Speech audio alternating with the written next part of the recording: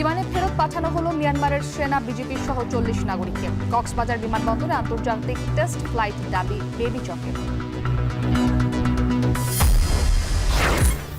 বরিশাল বিশ্ববিদ্যালয়ে উপাচার্যের বাসা শিক্ষার্থীদের তালা, পদত্যাগ না করলে বিদ্যুৎ পানির সংযোগ বিচ্ছিন্নের হুমকি, 2 প্রভোস্টের পদত্যাগ। এবং রাজশাহী অঞ্চলে আগামী 15 মে থেকে শুরু হচ্ছে আমপাড়া, জাত ভেদে চলবে 15 জুলাই পর্যন্ত, সময়সূচি প্রকাশ।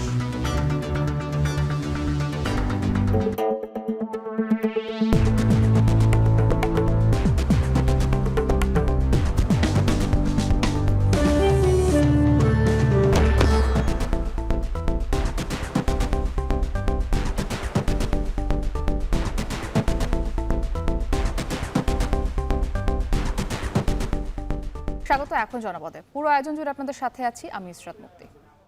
রাখাইনে চলমান সংঘর্ষের কারণে বাংলাদেশে পালিয়ে আসা মিয়ানমারের সেনা ও বিজেপির 34 সদস্য সহ 40 জনকে ফেরত পাঠানো হয়েছে। এদের মধ্যে 6 জন মাদক পাচার ও হত্যা মামলায় বিভিন্ন মেয়াদে সাজাপ্রাপ্ত আসামি। মিয়ানমারের একটি বিশেষ ফ্লাইটে ফেরত যায় তারা। এর মধ্য দিয়ে কক্সবাজার বিমানবন্দরে আন্তর্জাতিক টেস্ট ফ্লাইট চলল। এদিকে আগামী জুনে এই বিমানবন্দর থেকে নিয়মিত আন্তর্জাতিক ফ্লাইট চালানোর আশাবাদ জানিয়েছেন বেসামরিক বিমান চলাচল কর্তৃপক্ষের চেয়ারম্যান মন্তোষ বেতঙ্কর। তথ্য ছবিতে বিস্তারিত। পালিয়ে আসা মিয়ানমারের 34 সেনা ও বিজেপি সদস্য সহ মোট 40 জন নাগরিককে নিয়ে বুধবার বিকেলে কক্সবাজার বিমানবন্দর থেকে মিয়ানমারের উদ্দেশ্যে রওনা হয় বিশেষ ফ্লাইট। এর মধ্যে দিয়ে প্রথমবারের মতো আন্তর্জাতিক কোনো গন্তব্যে বিমান গেল কক্সবাজার থেকে। এ সময় বিমানবন্দর ঘিরে নেওয়া হয় কড়া নিরাপত্তা ব্যবস্থা।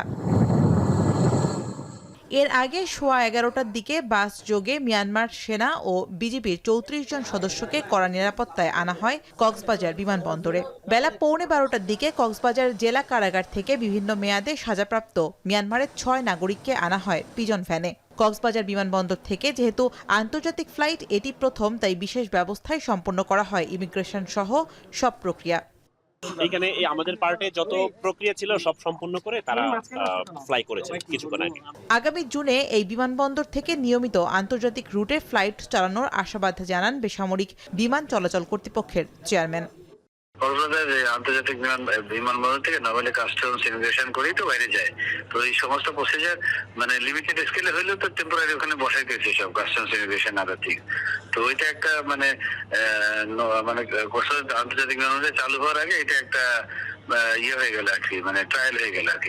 এর আগে 752 জনকে 3 দফায় নৌপথে ফেরত নেয় মিয়ানমারের জান্তা সরকার। একইভাবে মিয়ানমারে আটকে থাকা 214 জন বাংলাদেশি নাগরিকও দেশে ফেরত আসেন। এখন কক্সবাজার।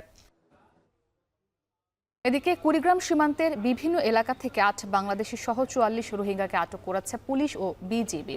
ভোররাতে ভুরুঙ্গামারী ও রৌমারী উপজেলার বিভিন্ন স্থান থেকে তাদেরকে আটক করা হয়। আটক 44 জনের মধ্যে 8 জন বাংলাদেশি এবং 36 জন রোহিঙ্গা বলে প্রাথমিক তথ্য পাওয়া গেছে। ভারত থেকে পুশিং করা হয়েছে কিনা তা নিশ্চিত হতে বিজিবি তদন্ত করছে বলে জানিয়েছে পুলিশ। স্থানীয়রা জানান, সন্দেহজনক চলাফেরা থেকে তাদের সন্দেহ হয়। খবর পেয়ে পুলিশ ও বিজিবি তাদেরকে আটক করে। ভারত থেকে তাদের বাংলাদেশে পাঠিয়ে দেওয়া হয়েছে বলে প্রাথমিকভাবে ধারণা করা হলেও বিষয়টি তদন্ত করছে বিজিবি।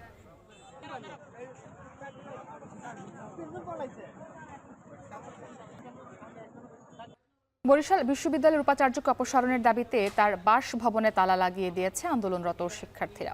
বিশ্ববিদ্যালয়ের অবকাঠামো উন্নয়ন, সেশন জট নিরসন ও ট্রেজারারের পদত্যাগ সহ বিভিন্ন দাবি পূরণে ব্যর্থতার অভিযোগ তুলে উপাচার্যের পদত্যাগের 1 দফা দাবিতে আন্দোলন করছেন তারা। দাবি পূরণ না হলে কঠোর কর্মসূচির হুঁশিয়ারিও দিয়েছেন আন্দোলনরত শিক্ষার্থীরা। অমিত হাসানের প্রতিবেদন। বরিশাল বিশ্ববিদ্যালয়ের উপাচার্যের বাসভবনে ঝুলছে তালা। শিক্ষার্থীদের 1 দফা দাবি উপাচার্য ডক্টর সুচিতা শর্মিনের অপসারণ। বুধবার সকালে বিশ্ববিদ্যালয়ের নিচতলায় অবস্থান নেন আন্দোলনকারী শিক্ষার্থীরা। এ সময় দাবি আদায়ে বিক্ষোভ করেন তারা। স্লোগানে উত্তাল হয়ে ওঠে ক্যাম্পাস। দুপুর 1:30টার দিকে মিছিল নিয়ে উপাচার্যের বাসভবনের গেটে তালা ঝুলিয়ে দেয় শিক্ষার্থীরা। ভবনের জরুরি সেবাগুলো বন্ধ করে দেওয়ার হুমকিও দেয়া হয়। শিক্ষার্থীদের বিরুদ্ধে কিন্তু মামলা করেছে, আপনারা জানেন। একটা মামলা, একটা জিডি হয়েছে। এখন আমাদের দাবি এক দফা, এই ভিসি কোনোভাবেই আর এখানে থাকতে পারবে না। ভোগান্তি দেখতে চাই না। আমরা চাই যে এই দাবিটি সরকার অতি দ্রুত সময়ের মধ্যে আমলে নিয়ে আমাদের দাবিটি পূরণ করবেন। আন্দোলনরত শিক্ষার্থীদের বিরুদ্ধে মামলা এবং শিক্ষার মান উন্নয়নে কার্যকরী কোনো পদক্ষেপ না নেয়ায় দাবির সঙ্গে একাত্মতা জানিয়েছে বিশ্ববিদ্যালয়ের সাধারণ শিক্ষার্থীরাও। 15টা বিভাগ আমাদের সাথে আন্দোলনে একাত্মতা পোষণ করে বিবৃতি দিয়েছে এবং আপনারা দেখতে পেরেছেন যে শেরেবাংলা হল এবং আমাদের বিজয় 24 হলের প্রবোজ দ্বয় দুইজনেই পদত্যাগ করেছেন। এর আগে কমপ্লিট শাটডাউন কর্মসূচির অংশ হিসেবে মঙ্গলবার বিশ্ববিদ্যালয়ের প্রশাসনিক ভবন বন্ধ করে দেয় আন্দোলনরত শিক্ষার্থীরা। এরপর থেকে প্রশাসনিক কার্যক্রম বন্ধ রয়েছে, তবে চালু রয়েছে ক্লাস ও পরীক্ষা। ভিসি অপসারণ আন্দোলনের তৃতীয় দিন পেরিয়ে গেলেও কোনো ধরনের সুরাহা না হওয়ায় আজ ভিসি বাসভবনে তালা দিয়েছে শিক্ষার্থীরা। খুব দ্রুত সময়ের মধ্যে শিক্ষাবান্ধব একজন ভিসি নিয়োগের দাবি শিক্ষার্থীদের। অমিত হাসান, এখন, বরিশাল। এখন জনপদে একটি বিরতি নিচ্ছি, সাথেই থাকুন।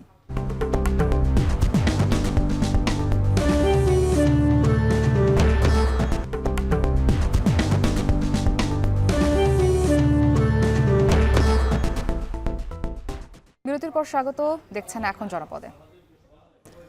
2000 থেকে কয়েক লাখ টাকা পর্যন্ত ঘুষ নেয়ার অভিযোগে চট্টগ্রামের বালুছড়া বিআরটিএতে অভিযান চালিয়েছে দুদক। ফিটনেস, লাইসেন্স, রুজ পারমিট সহ নানা সেবায় ঘুষ বাণিজ্যের প্রমাণ সহ দালালদের দৌরাত্ম্য উঠে আসে অভিযানে।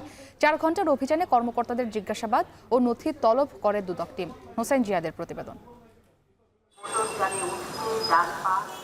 সকাল 11টায় বালুছড়া বিআরটিএ অফিসে অভিযানে নামে দুদক। প্রথমে সাদা পোশাকে কাজ পর্যবেক্ষণের পর ঢুকে পড়েন কর্মকর্তার অফিসে। চলে নথিপত্র, ফাইল তদারকি ও জিজ্ঞাসাবাদ।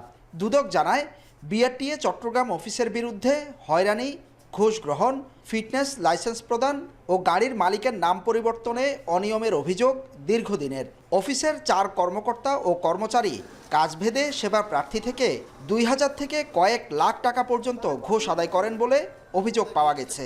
এরা হলেন রায়হানা আক্তার অর্থী, টিপু সুলতান, সলিমুল্লাহ ও আব্দুল মতিন। অভিযানে এসব কর্মকর্তা সহ বেশ কয়েকজনকে জিজ্ঞাসাবাদ করা হয়। দীর্ঘদিন থেকে এখানে ঘুষ লেনদেনের অভিযোগ ছিল, প্রায় 2000 থেকে 2 লাখ টাকা পর্যন্ত ঘুষ লেনদেনের অভিযোগ ছিল। 4 জন স্পেসিফিক কর্মকর্তা যারা লাইসেন্সের আবেদনগুলো আমরা ডাটা নিয়েছি, আমরা এগুলা পরীক্ষা করব, পরীক্ষা করে দেখব, লাইসেন্স করে বের করতে পারবো এবং সেই অনুযায়ী আমরা পরবর্তী আইনানুগ ব্যবস্থা নেব। এ সময় বিআরটিএ অফিসে ডেকে আনা হয় সিএমপি ট্রাফিক সার্জেন্ট মোহাম্মদ দিনারকে। অভিযোগ, তার স্ত্রীর নামে একটি মাইক্রোবাস আছে যেটি রেজিস্ট্রেশন করানো হয়েছে অ্যাম্বুলেন্স হিসাবে। এতে শুল্ক ফাঁকি দিয়েছেন তিনি। এ নিয়ে বিআরটিএ তাকে চিঠিও দিয়েছে। তবে ক্যামেরার সামনে নিজেকে নির্দোষ দাবি করেন এ পুলিশ সদস্য। এখন তো সবকিছু সহজ, আপনারা দুদক সবকিছু পারবেন, আমার ওই রকম কিছুই নাই। আপনারা আমাকে জাস্টিফাই করেন, আমার ফ্যামিলিকে জাস্টিফাই করেন, আমার কি আছে না আছে আপনারা মিডিয়া আপনারা জাস্টিফাই করেন। এটা সম্পূর্ণ উদ্দেশ্য প্রণোদিত। অ্যাম্বুলেন্সটা মাইক্রো হিসেবে উনি ব্যবহার করছেন, তো তৎপ্রেক্ষিতে আমরা রেকর্ডপত্র কালেকশন করেছি এবং আমরা তথ্য নিয়েছি এবং আমরা সার্জেন্টেরও বক্তব্য নিয়েছি। তো এটা সত্যতা পেয়েছি। আমরা এই বিষয়ে আমাদের উদ্বোধন কর্তৃপক্ষের কাছে প্রতিবেদন দাখিল করব এবং সেই অনুযায়ী আমরা উদ্বোধন কর্তৃপক্ষ ব্যবস্থা নেবে। দুদক কর্মকর্তা দেখে ছুটে আসেন গ্রাহকরা, তুলে ধরেন দালালের দৌরাত্ম্য সহ হয়রানি ও ঘুষ গ্রহণের নানা অভিযোগ। আমরা আগে এইগুলি নাম্বার করাতে হইতো, মনে করেন জমা আছে 30,000 টাকা, দেখা গেছে আমাদেরকে 80-90,000 টাকা পর্যন্ত দিতে হইতো। ওখানে যাবেন, বলবে গাড়ির সিরিজ নাম্বার ঠিক নেই, এই নেই সেই নেই, ঠিক আছে, অনলাইনে ভুল দেখায়, এগুলো বলবে। ওখানে যদি আপনি 200-300 আবার টাকা দেন, ওটা আবার ঠিক হয়ে যাবে।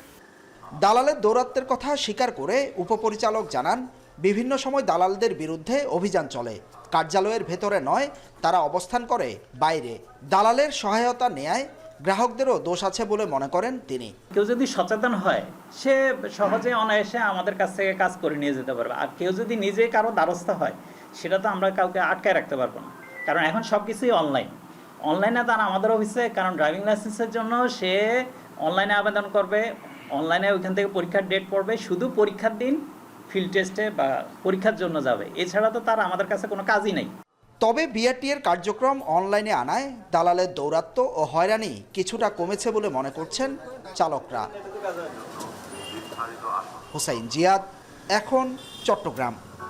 সাভারে অস্ত্রসহ 9 জনকে গ্রেপ্তার করেছে পুলিশ। রাতে সাভারের রেডিও কলোনির নয়াবাড়ি ও ভাকুরতা ইউনিয়নের চুনার চর এলাকা থেকে তাদেরকে গ্রেপ্তার করা হয়। পুলিশ জানায়, দেশীয় অস্ত্রসহ ডাকাতি অস্ত্রশস্ত্র সহ ডাকাতির প্রস্তুতি দিচ্ছে একদল দুর্বৃত্ত। এমন সংবাদের ভিত্তিতে অভিযান চালানো হয়। এ সময় রেডিও কলোনির নয়াবাড়ি থেকে অস্ত্রসহ 6 জন এবং ভাকুরতা ইউনিয়নের চুনারচর এলাকা থেকে 3 জনকে গ্রেপ্তার করা হয়। দুপুরে তাদের বিরুদ্ধে সাভার থানায় মামলা হয়। পরে আদালতের মাধ্যমে তাদের জেল হাজতে পাঠানো হয়।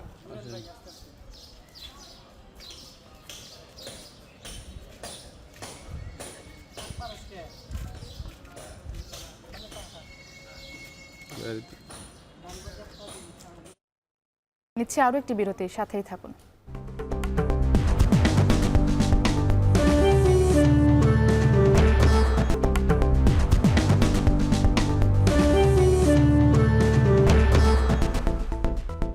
আবারও স্বাগত এখন জনপদে। বিশ্বকবি রবীন্দ্রনাথ ঠাকুরের 164তম জন্মজয়ন্তী উপলক্ষে কুষ্টিয়ার শিলাইদহ কুচিবাড়িতে আয়োজন করা হয়েছে 3 দিন ব্যাপী অনুষ্ঠান। এরই মধ্যে সব ধরনের প্রস্তুতি সম্পন্ন করেছে আয়োজক কমিটি। অনুষ্ঠান ঘিরে বসেছে গ্রামীণ মেলা। বাহারি পণ্যের পসরা সাজিয়েছেন দোকানিরা। মেজবা উদ্দিন পলাশের তথ্য ও আব্দুল আলিমের ছবিতে বিস্তারিত।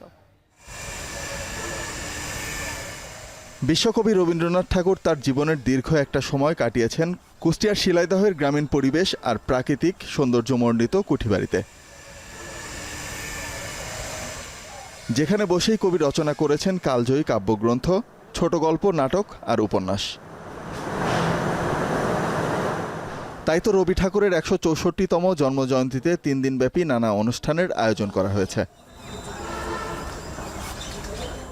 কুঠিবাড়ি চত্বরের স্থায়ী মঞ্চে কবিগুরুর গান, কবিতা সহ শিল্প সাহিত্যের আলোচনায় মুগ্ধতা ছড়াবেন সাহিত্য সমালোচক ও দেশ বিদেশের বরেণ্য রবীন্দ্র শিল্পীরা। শুনেছিলাম রবীন্দ্রনাথের কুঠিবাড়ি সম্পর্কে, বাট কখনো আসা হয় নাই। ছোটবেলা থেকে অনেক ইচ্ছা ছিল কুঠিবাড়িটা দেখার। এটা ঐতিহ্যবাহী স্থান, সবসময় সুযোগ হয় না, এবার আসতে সুযোগ হয়েছে এবং 25শে বৈশাখে আসার চেষ্টা করবো ইনশাল্লাহ। প্রতি বছর আসার আসলে ইচ্ছা থাকে, কিন্তু এবছর সময় সুযোগ একদম মিলে গেছে, তাই এবার আসা। জন্মজয়ন্তীর উৎসব ঘিরে শিলাইদহ কুঠিবাড়ির পরিষ্কার পরিচ্ছন্নতা সহ সব কাজই প্রায় শেষ। উৎসব ঘিরে বসেছে গ্রামীণ মেলা, যেখানে বাহারি পণ্যের পসরা সাজিয়ে বসেছেন দোকানিরা। নিশ্চিদ্র নিরাপত্তা ব্যবস্থা নিশ্চিত করা হয়েছে। এছাড়াও এখানে আগত দর্শনার্থীরা যাতে প্রচণ্ড তাপদাহের কোনো সমস্যা না হয়, এজন্য এখানে সুপেয় পানির ব্যবস্থাও করা হয়েছে। এখানে কবিগুরু রবীন্দ্রনাথ ঠাকুরের রচিত গান, কবিতা ও নৃত্য অনুষ্ঠিত হবে। এছাড়াও প্রতিদিন একটি করে নাটক মঞ্চস্থ হবে। বহু প্রতিভার অধিকারী এই কবি তার আপন আলোয় উদ্ভাসিত হয়ে বাংলা সাহিত্য সংস্কৃতিকে তুলে ধরেছেন বিশ্ব দরবারে, পেয়েছেন বিশ্বকবির সম্মান। এখন কুষ্টিয়া। রাজশাহী অঞ্চলে আগামী 15 মে থেকে শুরু হচ্ছে আমপাড়া। জাত ভেদে চলবে 15 জুলাই পর্যন্ত। ধাপে ধাপে আম নামানোর ক্যালেন্ডার নিরাপদ বাজারজাতকরণে সহায়ক হবে বলে মনে করছেন আম চাষি ও ব্যবসায়ীরা। রাকিবুল হাসানের প্রতিবেদন। রাজশাহীর বাগান জুড়ে ডালে ডালে ঝুলে আছে গুটি আম, গোপালভোগ ও লক্ষণভোগ সহ নানা জাতের আম।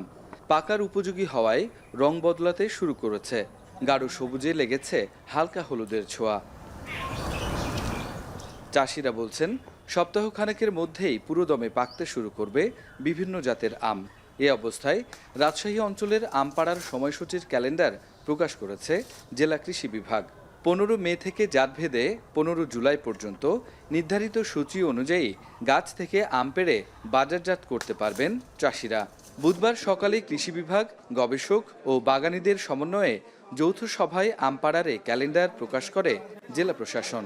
15ই মের আগে কোনো আম নামবে না। 15ই মে থেকে শুরু হবে আমাদের গুটি আম। প্রাকৃতিক দুর্যোগ নাই, সেই কারণে আমরা এই ক্যালেন্ডারটা করেছি। কিন্তু এর মাঝে যদি এমন কোনো সিচুয়েশন অ্যারাইজ করে যে চাষি ক্ষতিগ্রস্ত হয়ে যাচ্ছে, আম নষ্ট হয়ে যাচ্ছে, শিলাবৃষ্টি হতে পারে বা অন্য কোনো বিষয় হতে পারে, সেক্ষেত্রে উপজেলা প্রশাসনের সাথে যোগাযোগ করে সংশ্লিষ্ট চাষি ভাইয়েরা সেখান থেকে অনুমতি নিয়ে তারপর আপনারা কার্যক্রম গ্রহণ করতে পারবেন।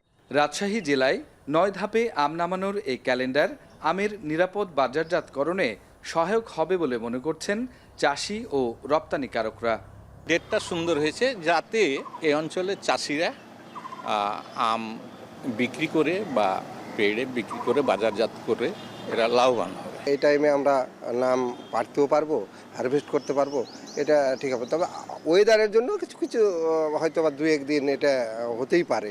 গত বছর তুলনায় এবছর আমের পর্যাপ্ত মুকুল এসেছে এবং উৎপাদনও গত বছরের তুলনায় বেশি হবে এবং যেটি আমরা লক্ষ্যমাত্রা যেটি আমরা নির্ধারণ করেছি আশা করি সেই লক্ষ্যমাত্রা আমাদের অর্জন হবে। চলতি মৌসুমে রাজশাহীর বাগানগুলোতে 95% গাছে মুকুল আসে, গুটি আসে 70% মুকুলে। ঝড় ও সাম্প্রতিক শিলাবৃষ্টিতে ঝরে পড়ে আরও 10% আম। বর্তমানে বাগানগুলোতে আম আছে 60%। আবহাওয়া অনুকূলে থাকলে প্রায় 1700 কোটি টাকার আম বেচাকেনা হবে বলে মনে করছে জেলার কৃষি বিভাগ। রাকিবুল হাসান, এখন, রাজশাহী। এই ছিল এখন জনপদে। এখন টেলিভিশন ওয়েবসাইটে দেখতে ভিজিট করুন এখন.tv, এছাড়া ফেসবুকে দেখতে ভিজিট করুন facebook.com/tv.এখন, আর ইউটিউবে দেখুন youtube.com/c/echontv-তে।